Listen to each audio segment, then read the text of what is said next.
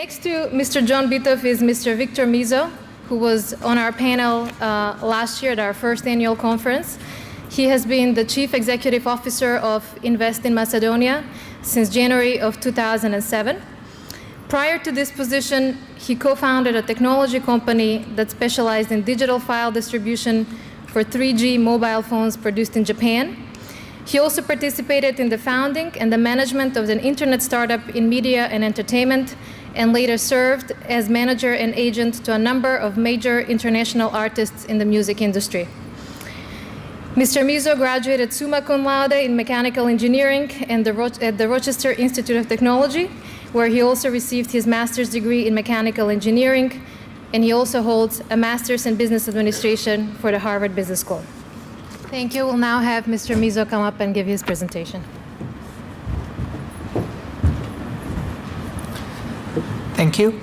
I will show a few slides that will be more relevant about the work that Invest Macedonia does, and also just to give you some overview on the reforms that the government has gone through over the last few years, as well as some of the macroeconomic data. What is happening, how has Macedonia weathered the storm and the economic crisis, and what are the potentials in terms of the investment opportunities in the sectors that we're trying to attract foreign investments in.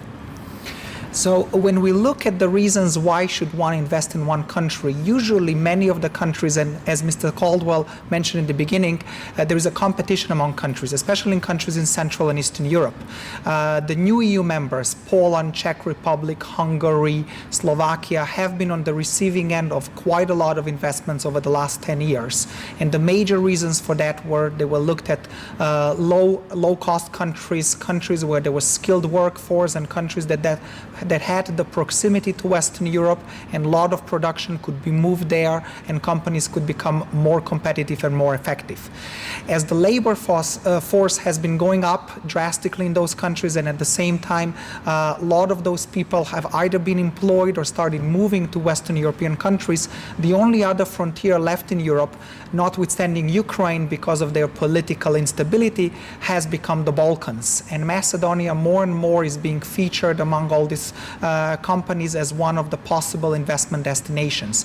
I'm sure many of you have seen the Invest in Macedonia campaign that has been featured over the last 3 years, where we're trying to create brand awareness for the country in order to make sure that people are aware of Macedonia, of the investment opportunities, and the openness of the government to attract investment.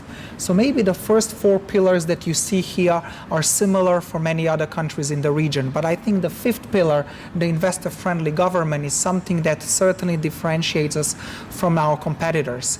There is no problem for a serious investor to come to the country and within the first couple of hours of their presence there to end up meeting with top-level decision makers, whether that would be a prime minister, deputy prime minister, minister of any of the relevant institutions, economy, transport, etc., where the decisions are being made. And at the same time, we're not looking for a Toyota assembly plant investment where it has to be $1 billion invested in order to meet a prime minister. Even a lower level investment, even companies that are investing anywhere between 5 and 10 million, there is no problem for top level of the government to open their doors and accept and welcome the investors with open hands. If you think what the political and economic outlook is, we've been a candidate for European Union membership since 2004.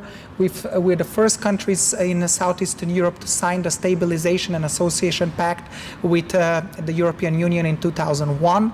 Macedonia has met all the requirements for NATO membership as of the Bucharest Summit in 2008, but because of the issues and the dispute of Greece over the name, we were not offered membership into NATO. The same thing goes with the European Union. We have met all the requirements, but because of the issue with the name, hopefully within the very near future, we will start negotiations for EU membership.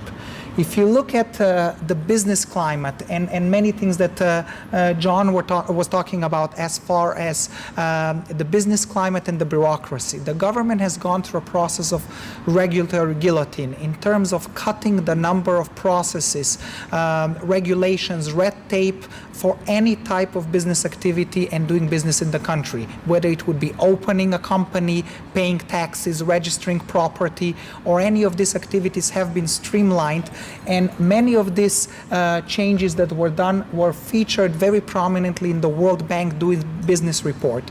This is an annual report that ranks 183 countries in the world in terms of ease of doing business in each country.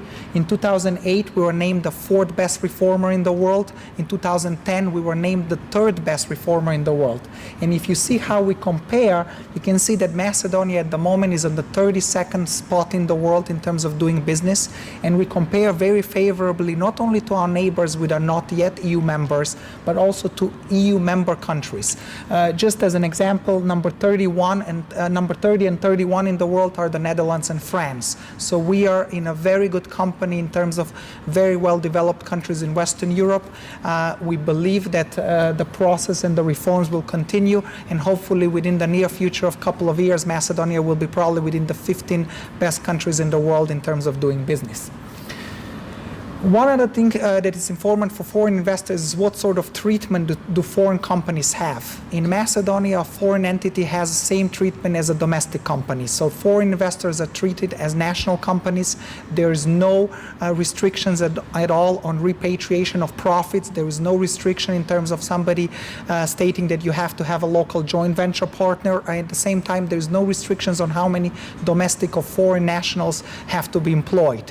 The issue with work permits is duly noted, and we've actually worked quite hard in terms of improving the process, streamlining the process, and over the last couple of months we've implemented rules and procedures similarly to what our counterpart institution in the Czech Republic, Czech Invest, is doing in order to minimize all the red tape that is required, especially for visas for nationals, for example, from India, Malaysia, all these countries that are usually on blacklists in Europe, but those are the nationals that really have the skills, and many of the foreign companies want to employ them and to bring them in Europe. Just a couple of figures on the macroeconomic data. As you can see, 2007 and 2008, Macedonia has experienced the fastest GDP growth since independence. We grew at 5.9% in 2007 and 5% in 2008. 2009, actually, we had the 3rd best results in terms of GDP in all Europe. Only Poland and Albania had positive GDP growth. Macedonia had only a drop of 0.7%, and at the same time for 2010, IMF and World Bank predictions are positive growth of 2%, with 2011 prediction at about 3.5%.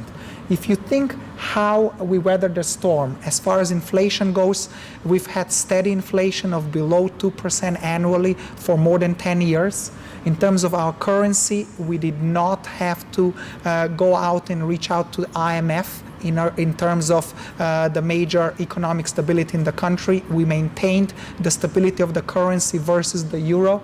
For a period of over 11 years, we've been pegged initially to the Deutschmarks and then to the euro, and we've maintained the currency stability. And this is very important for foreign investors because this gives long-term predictability. What is produced in Macedonia, about 70% of it is exported in the Eurozone countries, so therefore it's very important for them to know that we have stable currency and we have not gone through devaluation as many of our neighbors have gone through. In terms of fiscal benefits, we were talking even earlier, is it important to raise taxes or in these economic times, or to bring in austerity measures? What Macedonia has done, we've cut taxes to have the most, basically the best and most beneficial tax package anywhere in Europe. We have flat 10% both personal and corporate income tax. As of January 1st of 2009, there is no taxation on retained earnings. So basically, any of the taxes that are not repatriated or not paid out as dividends are not being taxed, and this is not a temporary measure, but this will last in perpetuity. And this is just how we compare with many of the countries in the region that are on competitors on attracting FDI. An important thing is that all the goods and services produced in Macedonia can be exported customs and duty-free to all 27 members of the European Union, to the CEFTA countries, which are the countries of the Western Balkans, the EFTA countries, which are Switzerland and Norway, as well as Turkey and Ukraine. So therefore, you have a market of 650 million people, technically twice the market of US and Canada.